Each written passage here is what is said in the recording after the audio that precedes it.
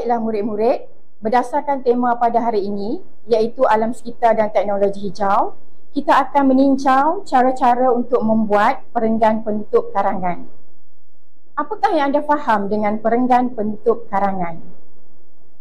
Cikgu pasti kebanyakan pelajar menganggap penutup karangan ini sesuatu yang mudah pada pandangan mereka.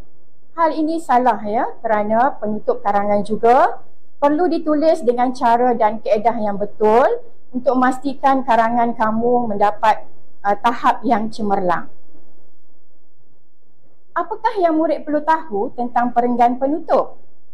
Pada peringkat perenggan penutup, murid-murid dikehendaki membuat kesimpulan atau menyimpulkan isi-isi penting yang telah ditulis. Kesimpulan yang ditulis hendaklah bersifat umum dan padat. Tegasnya, ayat-ayat dalam perenggan penutup terdiri daripada kesimpulan, ayat cadangan dan ayat harapan. Ingat ya pelajar, kamu perlu meletakkan kesimpulan, cadangan dan harapan. Itulah perkara terpenting yang perlu ditulis dalam bahagian penutup karangan. Seterusnya, apakah yang murid perlu tahu tentang perenggan penutup? Kesimpulan merupakan ayat akhir yang menutup perenggan bagi sesebuah karangan.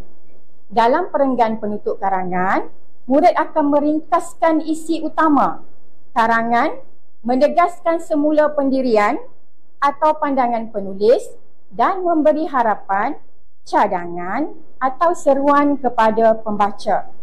Jadi selain daripada membuat kesimpulan, pelajar juga perlu menuliskan cadangan, harapan, meringkaskan isi utama, menegaskan semula pendirian dan memberikan harapan ya kepada isu yang dibincangkan dalam tajuk karangan. Baik, kita teruskan dengan teknik penulisan perenggan penutup yang menggunakan satu teknik khas yang dipanggil kecaha.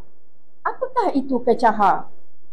Teknik menulis perenggan penutup mestilah mempunyai ayat kesimpulan yang kita namakan sebagai ke dalam sesebuah karangan. Seterusnya, terdapat ayat cadangan yang kita namakan sebagai ca, serta ayat harapan yang kita sebut sebagai ha terhadap sesuatu topik karangan tersebut. Jadi ringkasnya kecaha. Ingat ya murid-murid? Kecaha. Okey, mudah ingat kan? Mari kita lihat ya beberapa perenggan penutup karangan. Okey, terdapat 3 jenis ayat yang penting. Okey, yang pertama, kita lihat ayat yang pertama, ayat kesimpulan atau dipanggil sebagai ke. Okey, contoh ayatnya.